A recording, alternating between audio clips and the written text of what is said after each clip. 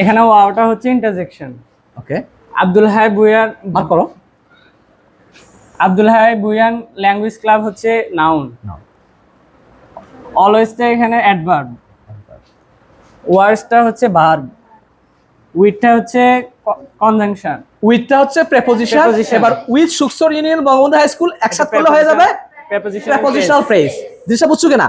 মানে উইথ হচ্ছে আলাদা প্রেপোজিশন। আমরা যদি উইথটাকে সুক্সর ইউনিয়ন বঙ্গবন্ধু হাই স্কুলের সাথে আমরা একসাথে করি তখন এটা হয়ে যাবে প্রেপোজিশনাল ফ্রেজ। এটা কি হবে?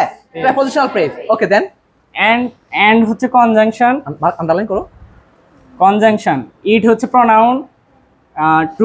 ট্রুলি হচ্ছে adverb. Makes verb. English noun.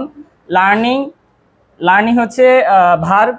Very এটে অ্যাডভার্ব। ইজি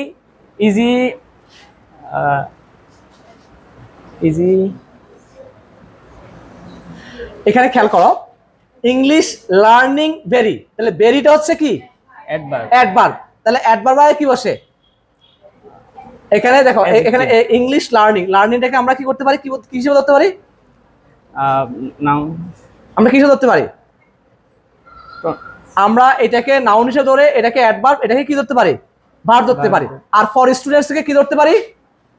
ফর স্টুডেন্টস কি ধরতে পারি? Prepositional phrase. কি ধরতে পারি? Prepositional phrase. Thank you very much. Class 10 point.